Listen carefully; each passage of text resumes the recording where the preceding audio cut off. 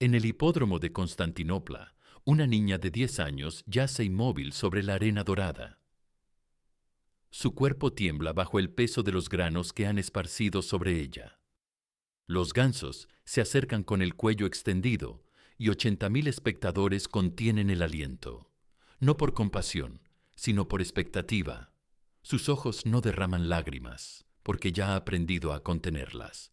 El emperador observa desde su palco, bebiendo vino mientras la multitud ruge. Esta no es una ejecución, es un espectáculo.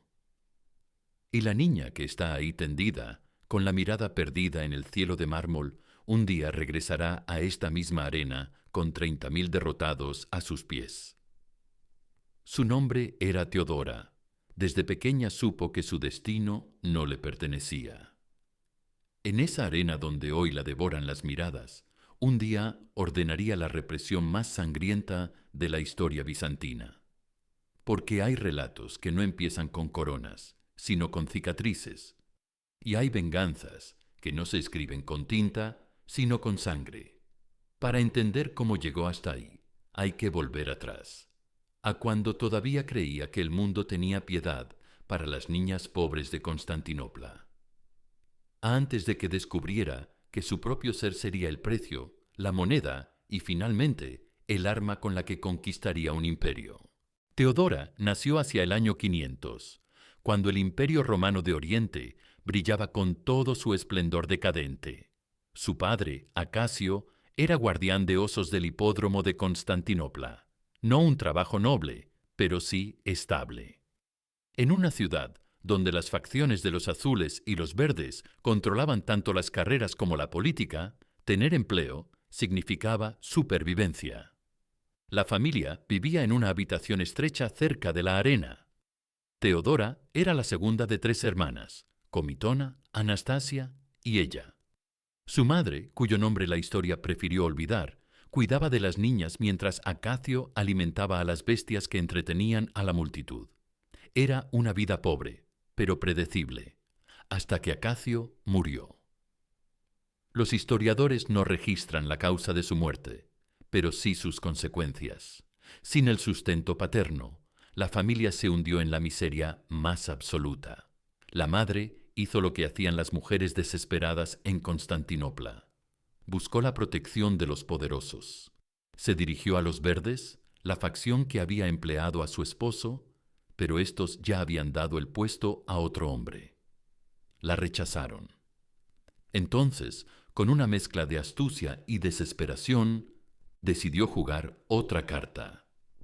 Durante una representación en el hipódromo, empujó a sus 3 hijas al centro de la arena y las hizo arrodillarse ante los azules. El gesto fue teatral, calculado para despertar compasión. Las niñas, vestidas con harapos pero limpias, imploraron protección ante 80.000 espectadores. Los azules, rivales eternos de los verdes, vieron la oportunidad, no solo de conseguir un nuevo guardián de osos, sino de humillar públicamente a sus enemigos. Acogieron a la familia. Teodora tenía apenas 6 años cuando aprendió su primera lección de poder. La compasión es política, y los cuerpos de las mujeres, siempre moneda de cambio. Pero la protección de los azules tenía precio.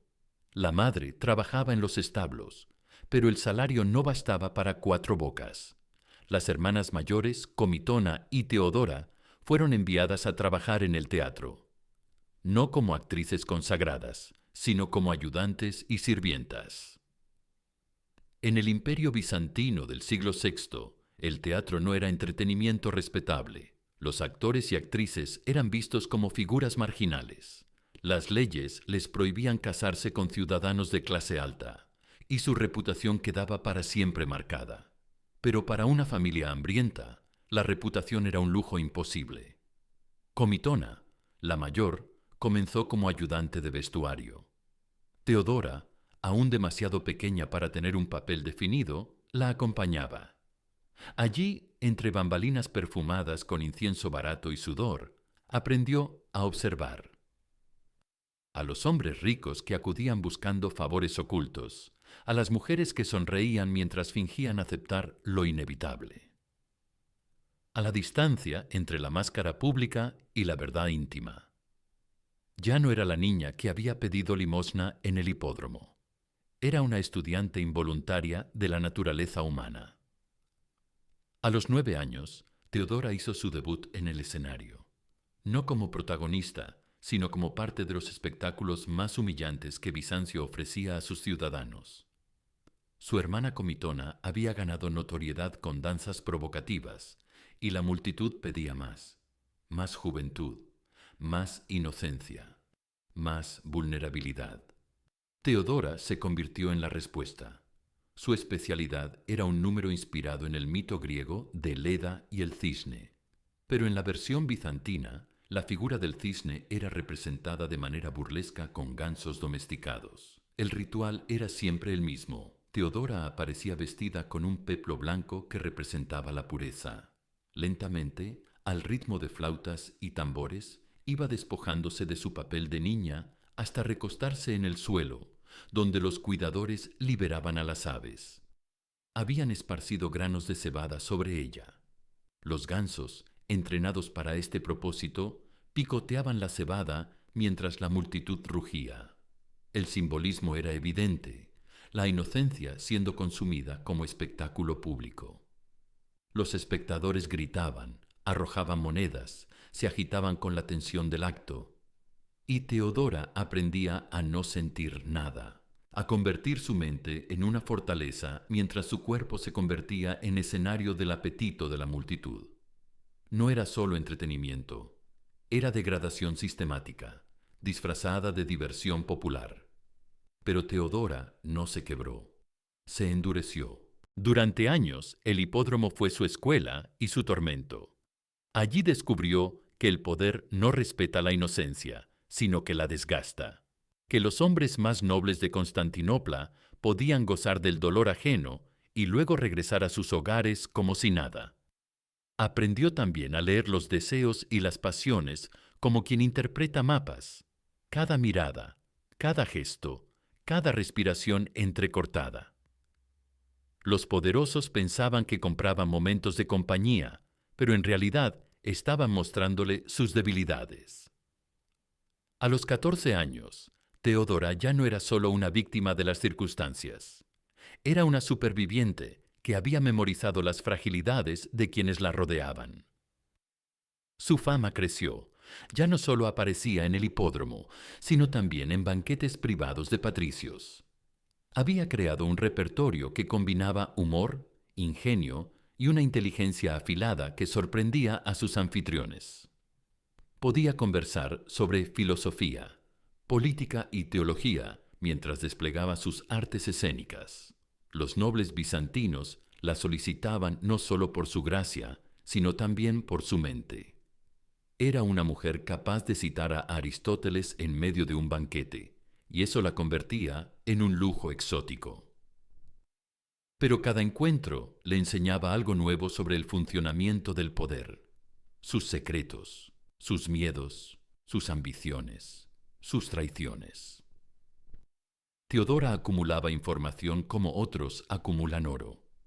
Y esperaba. En 520, cuando Teodora tenía 20 años, conoció a Esébolo, gobernador de la Pentápolis libia. Era un hombre de mediana edad, ambicioso pero inseguro, que se había enamorado perdidamente de ella. Le propuso acompañarlo a África como su concubina oficial.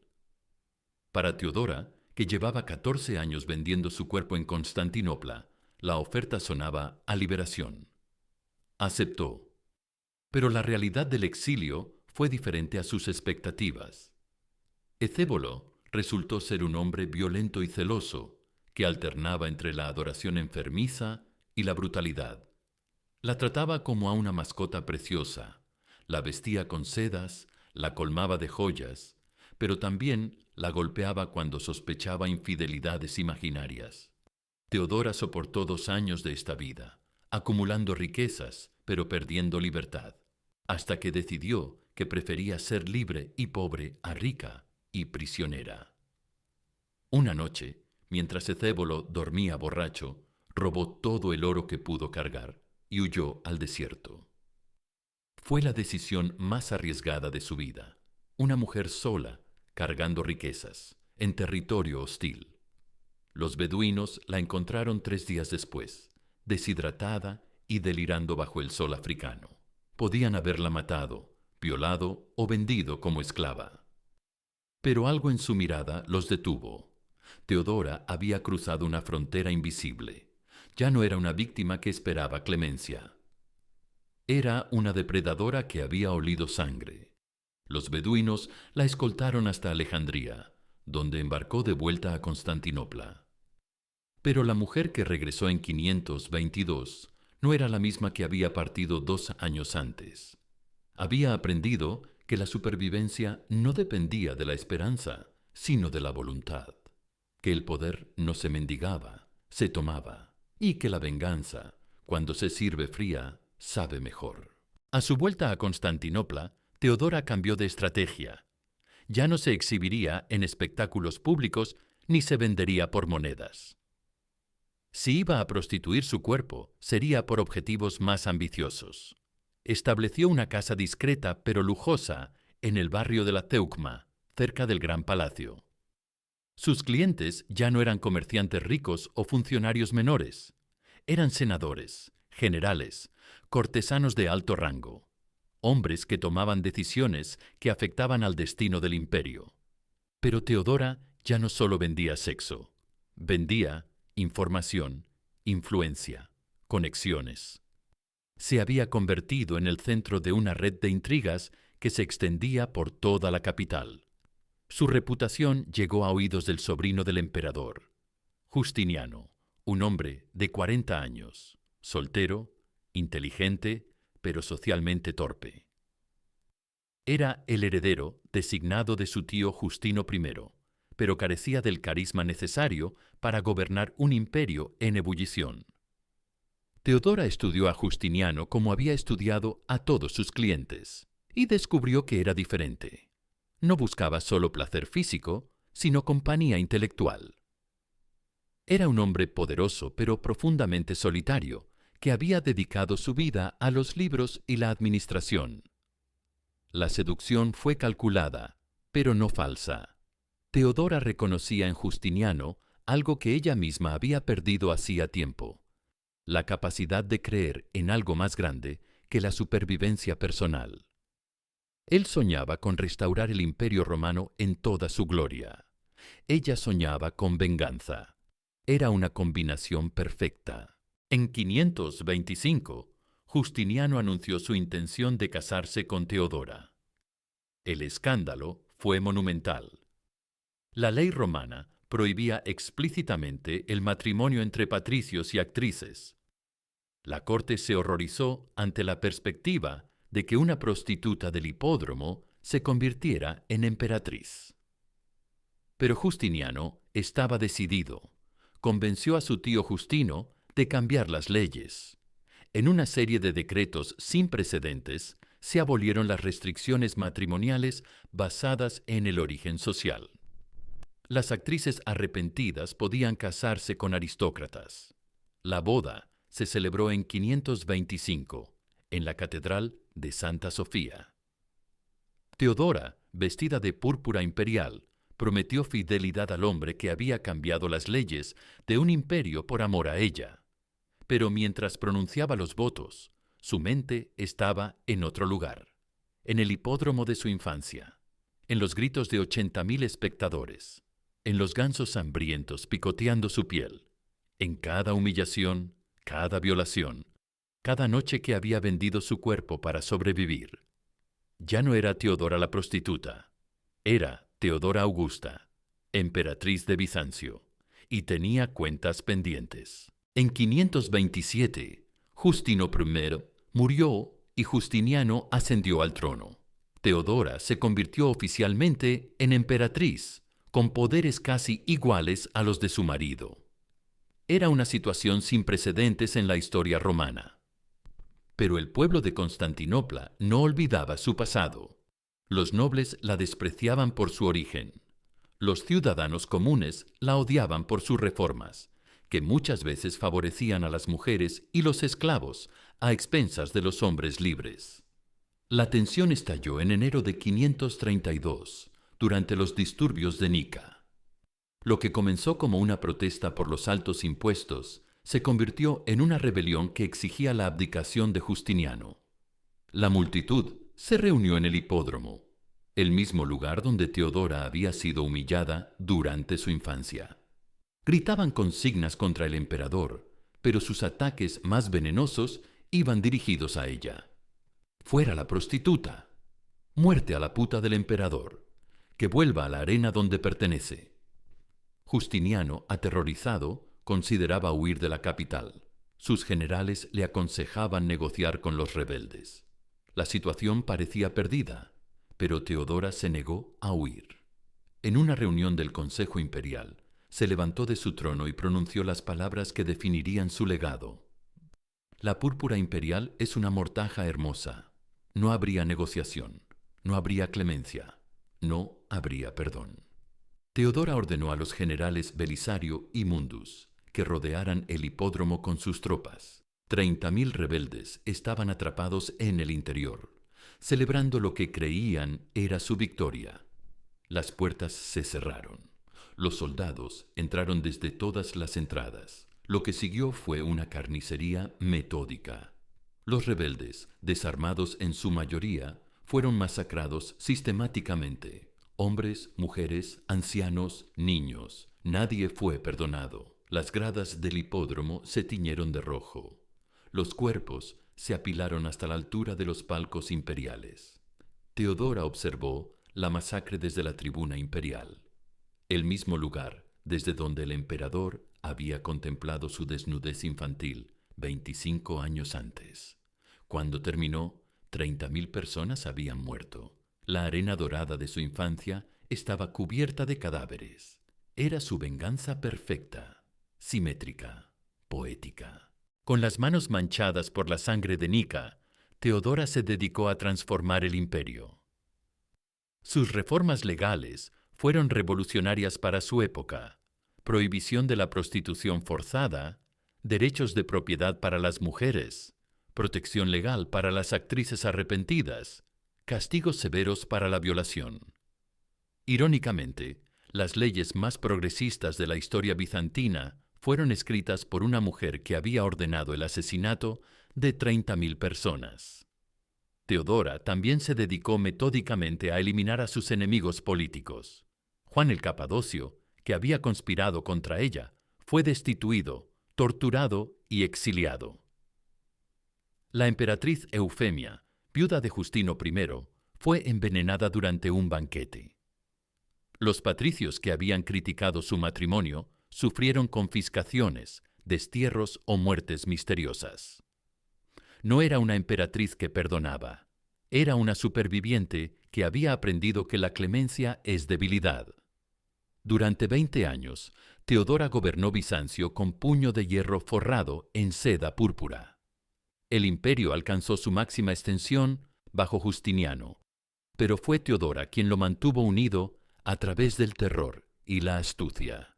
Su cuerpo, que había sido profanado por 80.000 espectadores, se había convertido en el instrumento que dominaba un imperio de 20 millones de almas. Teodora murió de cáncer en junio de 548, a los 48 años. Su enfermedad fue larga y dolorosa, como si el universo cobrara con intereses cada gota de sangre que había derramado. En sus últimos días, deliraba con frecuencia. Los cortesanos que velaban su agonía la oían susurrar nombres: Acacio, Comitona, Esébolo, y repetía obsesivamente una frase: los gansos siguen hambrientos. Murió un amanecer de verano con las ventanas abiertas hacia el hipódromo. Desde su lecho de muerte podía escuchar los gritos de los espectadores en las carreras matutinas. Los mismos gritos que habían acompañado su infancia. Justiniano la lloró con desesperación genuina. Había perdido no solo a su esposa, sino a la única persona que había entendido verdaderamente el peso de la corona. El imperio nunca se recuperó completamente de su muerte. Sin la mano férrea de Teodora, las conquistas de Justiniano se desmoronaron. Las reformas legales sobrevivieron. Pero el precio de la estabilidad había sido la humanidad.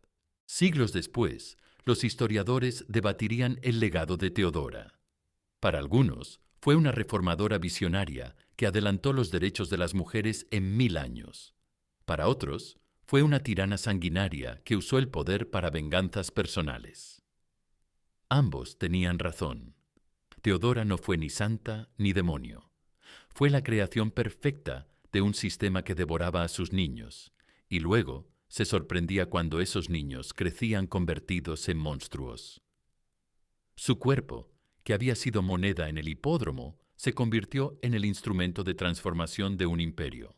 Sus leyes protegieron a miles de mujeres de sufrir su misma suerte. Pero el precio fue la sangre de 30.000 inocentes. La historia no la juzga, la comprende. Porque hay traumas que no se sanan, se enquistan, y cuando una niña aprende que su cuerpo no le pertenece, puede pasar el resto de su vida tratando de poseer el mundo entero. Esta es la historia de una emperatriz que fue forjada en la arena. No con honor o nobleza, sino con dolor, humillación y una sed de venganza que nunca se sacó completamente. Ya no era la niña que temblaba bajo los picos de los gansos. Ya no era la adolescente que vendía su cuerpo por monedas. Ya no era la concubina que huyó al desierto. Solo era Teodora Augusta, la mujer que aprendió que el poder verdadero no se hereda ni se compra. Se toma. Con sangre, con astucia, con la determinación férrea de quien ha tocado el fondo del infierno y decidido que nunca más será víctima. Y aún hoy, cuando vemos noticias sobre tráfico infantil, explotación sexual o mujeres que usan el poder como venganza contra sistemas que las devoraron, el fantasma de Teodora sigue presente. Porque hay heridas que trascienden los siglos y hay venganzas que nunca terminan de cobrarse. Esta fue su historia. La historia de una niña que fue devorada por un imperio y creció para devorarlo de vuelta.